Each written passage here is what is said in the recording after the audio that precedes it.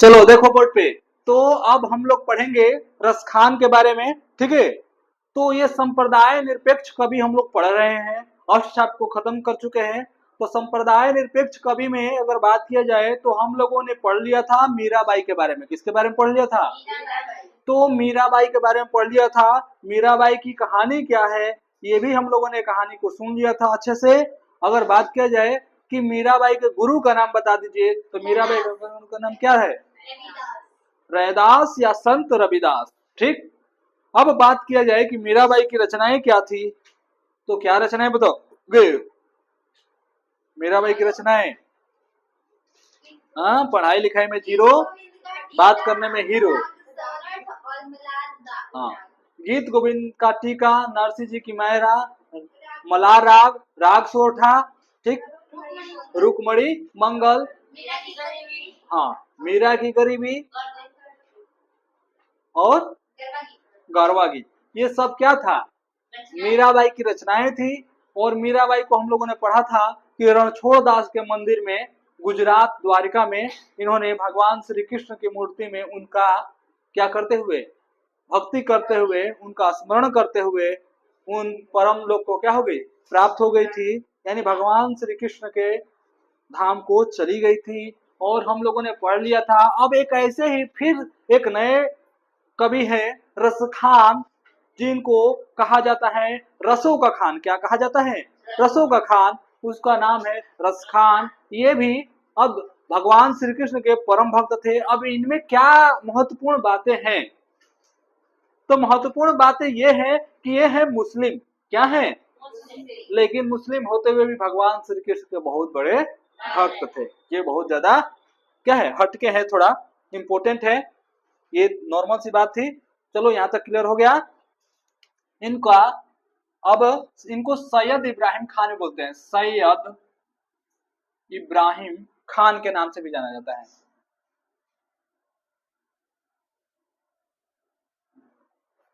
सैयद इब्राहिम खान को रसखान कहते हैं। अब बात किया जाए जन्म स्थान। अब क्या किया जाए? जन्म स्थान की बात, सॉरी जन्म स्थान बोल रहे हैं, जन्म की बात किया जाए तो इनका जन्म कब हुआ था? तो जन्म के लेकर कंफ्यूजन है। क्या है? कंफ्यूजन है विद्वानों में। कोई कुछ मानता है तो कोई कुछ। तो एक जन्म स्थान का कंफ्यूजन है कि एक लोग मानते हैं 1543, सॉरी 33, और एक माना जाता है 1548।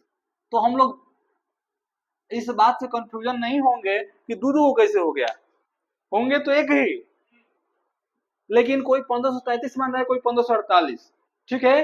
तो ऑप्शन में हमें देख लेना है कि कौन सा ऑप्शन दिया है, 33 दिया है कि 48 दिया है। अब जन्म स्थान, यानी रसखान का जन्म स्थान कहाँ है, यानी इनकी जन्म को कहाँ प्राप्त हुआ था? तो रसखान का जो जन्म हुआ है पिहानी। क्या है? पिहानी, ठीक, पिहानी हरदोई। कहाँ पे? हरदोई। ये जहां पड़ता है, ये ज्यादा दूर नहीं पड़ता, यूपी में पड़ता है। और लखनऊ से मात्र 1.5 या 2 घंटे का रास्ता है हरदोई का, ठीक है। एक यूपी का डिस्ट्रिक्ट है हरदोई। क्लियर हुआ? तो जन्म स्थान पता चल गया। इनका मूल नाम है सैयद इब्राहिम खान। यहाँ लिखवा चुके हैं, मूल नाम क्या है? सैयद इब्राहिम खान, या पूरा नाम। अब आते हैं गुरु का नाम। अब आते हैं इनके गुरु का नाम। तो गुरु का नाम बता दीजिए। इब्राहिम खान के गुरु का नाम कौन बताएगा? इनका रसखान तो नामे है, इनका गुरु का नाम खुद ही गुरु हो जाएंगे। हाँ, तुम लोग पढ़ रही तो तुम्हारा कोई ना कोई होगा ना पढ़ाने वाला। हाँ, तो ये भी जो पढ़ रहे होंगे, शिक्षा ले रहे होंगे, तो कोई ना कोई पढ़ाने वाला होगा। तो इनके गुरु का नाम वही है जिनके गुरु है चित स्वामी गोविंद स्वामी, जिनके शिष्य है चित स्वामी, जिनके शिक्षक है, जिसके नंददास जिसके शिष्य है। तो अब सबको पता हो गया होगा कि कौन है। तो विठल नाथ जी है, जो अष्टछाप के कवियों को स्थापना किए थे अष्टछाप की, ठीक है। तो विठल नाथ जी इनके गुरु थे, ठीक है। अगर मृत्यु की बात किया जाए तो जब जन्म हुआ है 2 बार माना गया है, तो मृत्यु कितने बार माना जाएगा? 3 बार। मृत्यु भी कितने बार होगा? मृत्यु तो होता है एक ही बार, लेकिन माना जाएगा क्या? 2 बार, क्योंकि जन्म भी 2 बार ही माना गया है। ठीक है, तो ये कोई नहीं बताएगा। एक 1618 माना गया है, एक 1628 माना गया है। ठीक है, तो कंफ्यूजन नहीं है। अगर मृत्यु स्थान की बात किया जाए कि मृत्यु स्थान कहाँ पे हुआ था, तो मृत्यु स्थान है मथुरा। हाँ, मथुरा भगवान श्री कृष्ण की नगरी। मथुरा में एक जगह का नाम है महावन, महावन, वहीं पे इनकी मृत्यु हो गई थी। ठीक, यहाँ तक क्लियर हो गया। कुछ विद्वान इनकी मृत्यु का स्थान दिल्ली भी मानते हैं। नोट में करके लिख सकते हैं आप लोग, कुछ विद्वान इनके मृत्यु का स्थान दिल्ली भी मानते हैं। यानी मथुरा तो माना ही गया है, दिल्ली भी माना गया है। यहाँ तक क्लियर हो जाएगा तो बता सकते हैं हम लोग, आगे बढ़ सकते हैं। कुछ विद्वान यानी कुछ जो बड़े कवि है हिंदी के साहित्य के, वो दिल्ली भी इनकी मृत्यु मानते हैं। ठीक, तो दिल्ली मानते हैं। तो कौन से आधार पर मानते हैं, तो प्रेम वाटिका की रचना के आधार पे, प्रेम वाटिका रचना के आधार पे इन्होंने एक रचना किया है प्रेम वाटिका, उसी के आधार पे मानते हैं कि इनकी मृत्यु कहाँ पे हुआ है, दिल्ली में हुआ है। यहाँ तक क्लियर हो गया? Is that clear? वाह। अब हम लोग आएंगे प्रमुख रचनाएं। रसखान की प्रमुख रचनाएं के बारे में जानेंगे। यहाँ से क्वेश्चन आएगा तुम्हारे लोग बुक में, या तुम लोग को बोर्ड एग्जाम में आएगा।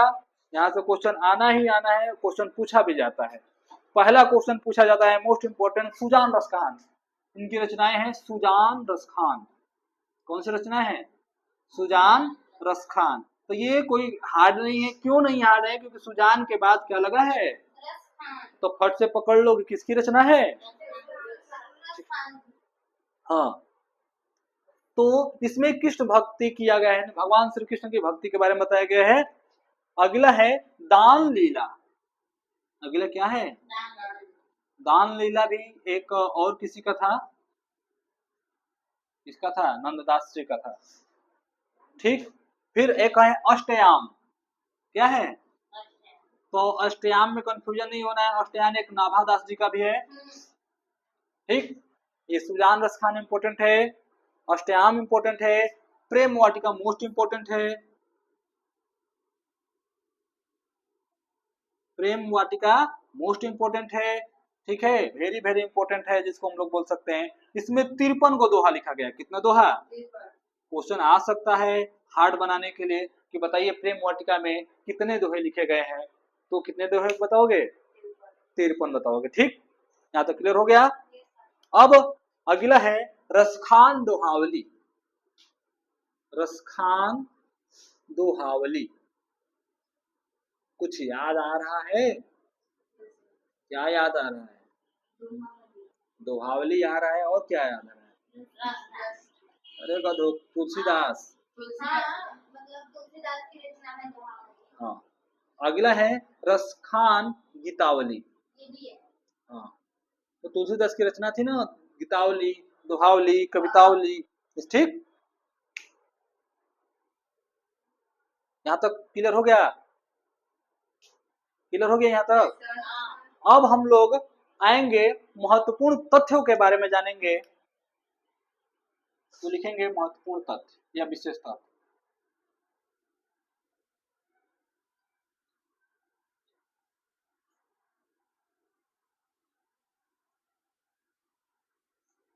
ठीक है, तो रसखान रचनावली के नाम से इनकी रचनाओं का संग्रह मिलता है। लिखो इनकी रचनाओं का संग्रह,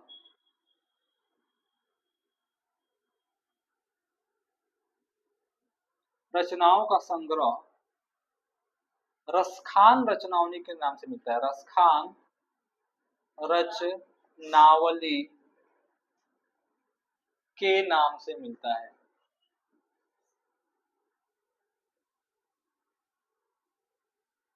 कहने का मतलब यह है कि इनकी रचनाएं जो है, जैसे कबीर की रचनाएं थी, तो कबीर की रचनाएं को किसमें संग्रह किया गया है?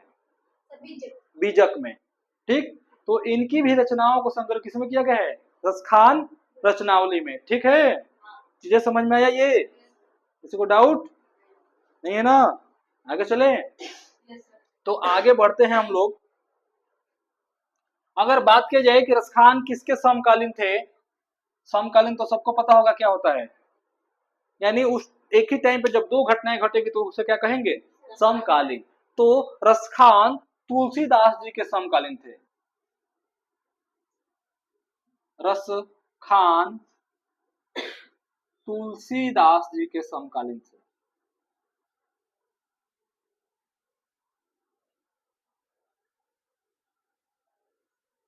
जी के समकालीन थे, यानी जब तुलसीदास जी थे इस धरती पे, उसी टाइम पे कौन थे? रसखान भी थे। अब जैसे बात किया जाए, जैसे हम लोग हैं, तो जब हम लोग हैं तो तुम लोग हो, तो अगर समकालीन की बात किया जाएगा तो जब हम थे तब तुम लोग भी थे, तो समकालीन समझ में आया कि नहीं आया?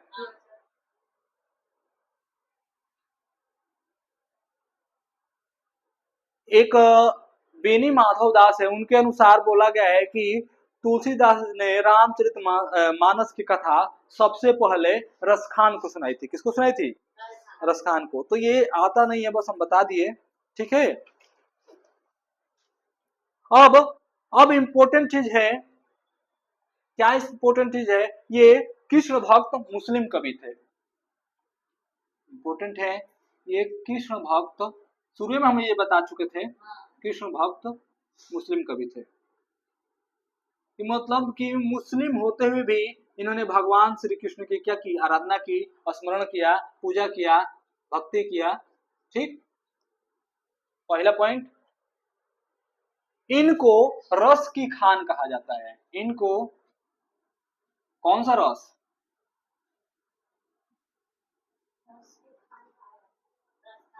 रस की खान कहा जाता है। कौन सा रस? रसगुल्ले का? रसगुल्ले का कि छेने का?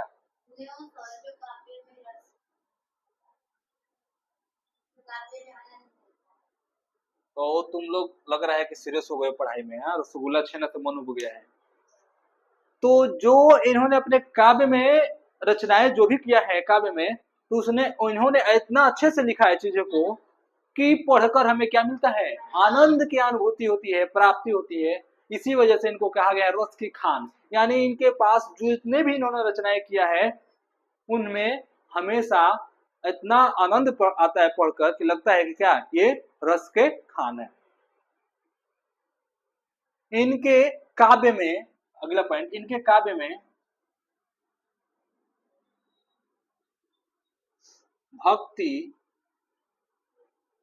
भक्ति व श्रृंगार रस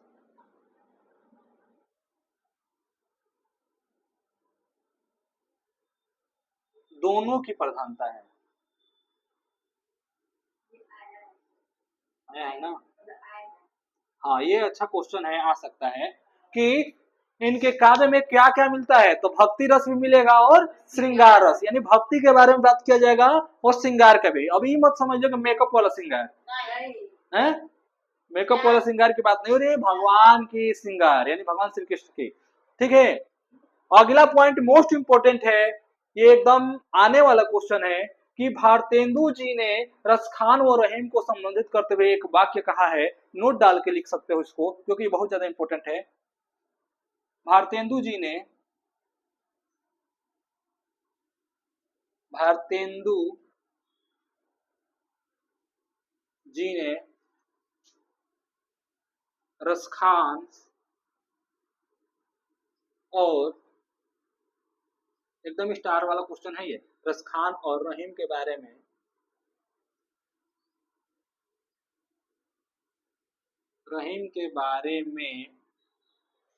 संबोधित करते हुए कहा है।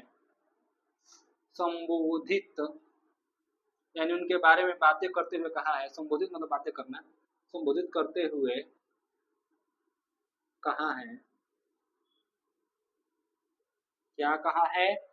तो कहा है कि, कहा है देखो, इन मुस्लिम हरिजन पे, यही बात बोला है, इन मुस्लिम हरिजन पे, इन मुस्लिम हरिजन पे मुस्लिम हरिजन पे कोटिन हिंदू वारिये, कोटिन हिंदू, ये बहुत बार स्टेटमेंट पूछा जा चुका है। हिंदू वारिये बहुत सारे एग्जाम में पूछा गया है, TGT, PGT, GIC, NET, JRF, हर जगह ये। हाँ, जब वहां से यहाँ तक आ गया है पानी, जब सर से नीचे से ऊपर से नीचे जा रहा है तो जरूर है कि एक बार पहुंच भी जाएगा। तो कोई गारंटी नहीं है, साहित्य है और तुम लोग हिंदी साहित्य वाले हो तो आ भी सकता है। सामान्य वाले में तो शायद नहीं भी आएगा, लेकिन साहित्य वाले का कोई गारंटी नहीं, आ भी सकता है। तो पार्थेंदु जी ने कहा है रसखान और रहीम के बारे में, क्या कहा है, वो बोले हैं कि इन मुस्लिम हरिजन पे कोटिन हिंदू वारी है, मतलब कि ये जो मुस्लिम जो है रसखान रहीम, ये ऐसे व्यक्ति हैं कि मैं लाखों करोड़ों हिंदुओं को क्या कर दूंगा, इनके सामने हार जाऊंगा। क्यों? क्योंकि इन्होंने बहुत मुस्लिम होते हुए भी भगवान की भक्ति की बातें किए हैं, उनकी रचना किए हैं, लोगों को उनकी तरफ क्या किए हैं, आकर्षित किए हैं। ठीक है, यहाँ तक क्लियर हो गया कि नहीं हुआ? तो इसके आगे हम लोग थोड़ा लिखेंगे, आगे बढ़ेंगे। इधर को मिटा देना, इधर तो साफ सफाई करके थोड़ा चलते हैं। ठीक,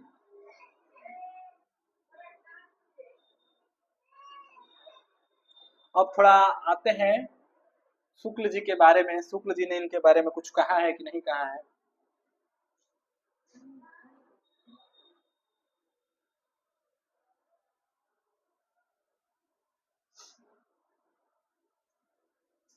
तो शुक्ल जी ने क्या कहा है इनके बारे में, तो लिखो, आचार्य रामचंद्र शुक्ल जी ने, नोट डाल के लिखना है।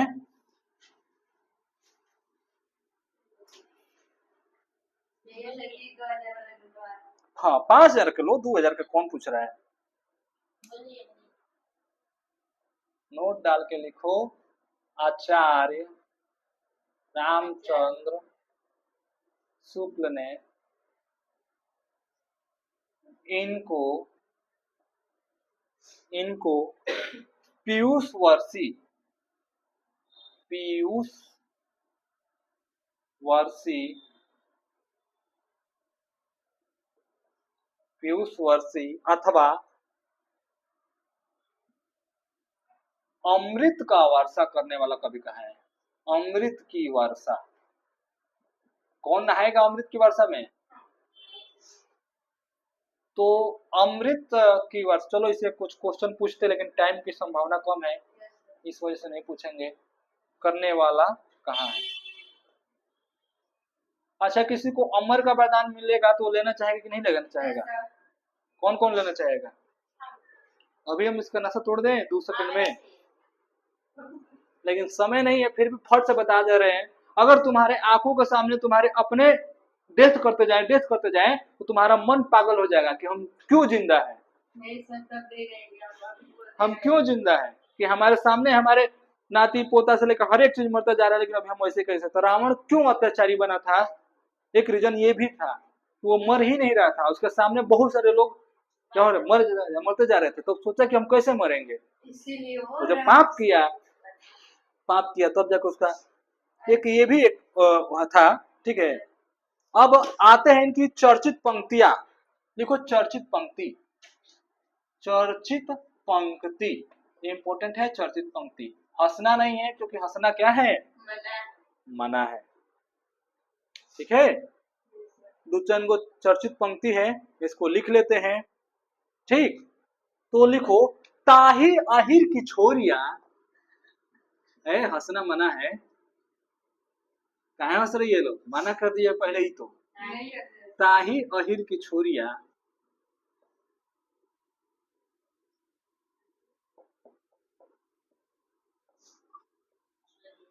ठीक है, अब हंसोगे तो पीट देंगे। ताही अहिर की छोरिया छछिया भर छाछ पर, छछिया भर छाछ पर, छछिया भर छाछ पर नाच नचावे, छाछ पर नाच नचावे। इसका मतलब समझ में आ रहा है जी किसी को? क्या मतलब होगा, कौन बताएगा? बहुत मस्त है इसका मीनिंग। ठीक हो, देखो यहाँ पे समझो कि मतलब जो गोपिया है, क्या है? गोपिया, जो भगवान श्री कृष्ण के साथ रास रचाती है, यानी खेलती है, रासलीला करती है, तो गोपिया जो है उनके मटकी में क्या रहता है? दही। दही को नीचे क्या रहता है? मक्खन, जिसको हम लोग बोलते हैं छाछ। तो छछिया भर छाछ पर, मतलब कि थोड़े से छाछ पर इनको इधर से उधर क्या करती है? दौड़ाती रहती है। ठीक है, तो इसी का मतलब है कि छछिया भर छाछ पर नाचना चाहिए। नाचना चाहिए का मतलब कभी इधर कभी उधर कभी उधर। ठीक है, यहाँ तक क्लियर हो गया? समझ में आया? अब नेक्स्ट है, इसमें और नहीं हंसना है। ठीक है, लिखो, काग के भाग बड़ी सजनी, काग के भाग बड़ी सजनी, काग के भाग बड़े सजनी, बड़े, काग के भाग बड़े सजनी, हरी हाथ सौ ले गयो माखन रोटी। हरी हाथ सो ले गयो माखन रोटी, सौ ले गयो माखन रोटी। अब फट से बता दो, काग मतलब क्या होता है? काग मतलब कागज, बहुत सही। भाग मतलब भागज है, ताग मतलब तागज ना, कुछ हो है, कुछ भी याद तो होगा ही रील्स, कुछ भी नहीं। अरे हमरा के पढ़ावे चलता बोलता हम के। तो काग मतलब होगा कौवा, क्या होगा? कौवा, समझ में आई? मुंह बना रही है। काग मतलब क्या होगा? कौवा। तो कौवा का भाग बड़ा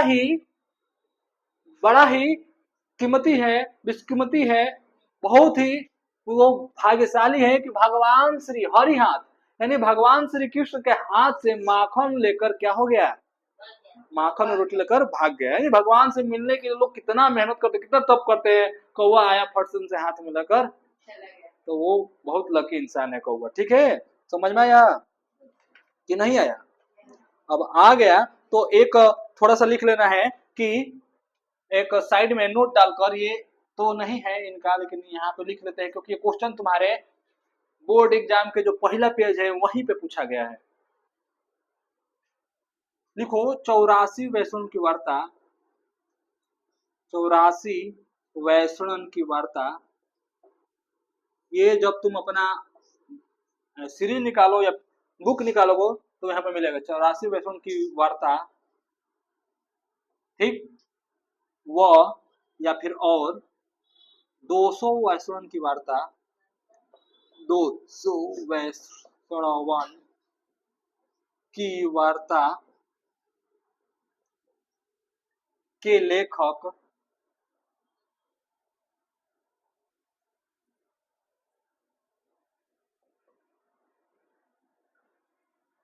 गोकुलनाथ जी हैं। गोकुलनाथ जी है। ये स्टार वाला क्वेश्चन है, ये तुम्हारे पेपर में आया हुआ है, ये बुक में शुरुआत में मिल जाएगा। ठीक है, अब हम लोग रसखान के बारे में आज पूर्ण रूप से कंप्लीट रूप से पढ़ लिए। अब हम लोग आगे जब पढ़ेंगे तो एक लास्ट कवि बच गए हैं, कौन? रहीम। कौन बच गए हैं? रहीम के खत्म होते ही हम लोग रीति काल पे आ जाएंगे, यानी आदिकाल खत्म पूर्ण रूप से, भक्ति काल खत्म पूर्ण रूप से, फिर रीतिकाल। रीतिकाल में समय नहीं लगेगा और आधुनिक काल में भी समय नहीं लगेगा। ठीक है, तो आज के लिए रहने देते इतना ही।